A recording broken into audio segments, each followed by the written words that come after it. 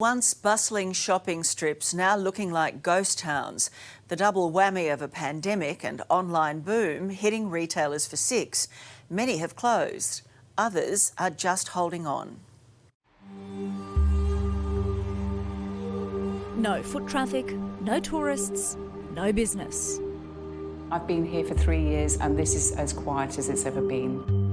Ruth works at Jules Collins Jewellery in Sydney's CBD, underneath the Sofitel Hotel, currently being used for hotel quarantine. Coming into the city is probably hard enough, but to come into a hotel where they see a lot of police presence, a lot of police tape downstairs, so that I feel has actually impacted the foot traffic, which is what is quite vital for our business. Our sales are 75% down on this time last year. It's survival of the fittest here on Oxford Street in Paddington. The shopping strip is lined with for lease signs and many stores have chosen not to reopen. Those that have say it's thanks to generous landlords and JobKeeper. Stephen runs Paddington Jewellers on Oxford Street. He says he's had enough support to keep going. His neighbours haven't been so lucky. Prior to COVID, they were all pop-up shops and they just haven't reopened since COVID hit. We advertised with all our customers to let them know we're going to close soon. Prune, who operates this fashion store on the same strip, says she was ready to walk away. That was really scary, really stressful because we didn't know what was going to happen. I'm lucky I didn't have any financial pressure because I don't have debts. And Prune says that's the reason she's still in business. They can't afford to pay the rent, and the landlords are telling me that they'd rather have the tenant in there than have an empty shop.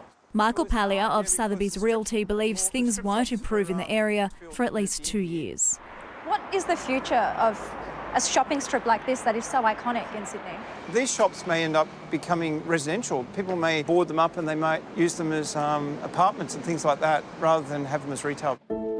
Most of the day there's nothing happening and we just sit here and wait. Many other deserted shopping strips could have the same fate, like this one in Sydney's Neutral Bay. For 20 years, Mark's run his store Pacific Furniture, but he says this is the quietest it's ever been.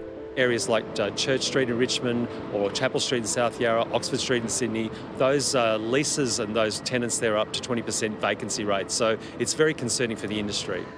Paul Zara is CEO of the Australian Retailers Association.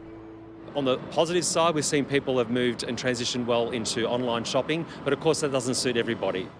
There was a fair bit of traffic, going through, people doing their shopping. That was then, and this is now. Sopria has King Cut's barbershop in Logan. Next door is vacant. Travel agency is gone. There was a cafe shop on the other side, they've gone. In Beenleigh, Lau runs Best Fit Fashions. Lau says he didn't make a single sale in April and May, and at this rate, he'll have to close his doors. This is the hardest hit the retail industry has had for some time. In fact, it's the hardest hit since the ABS has been recording data.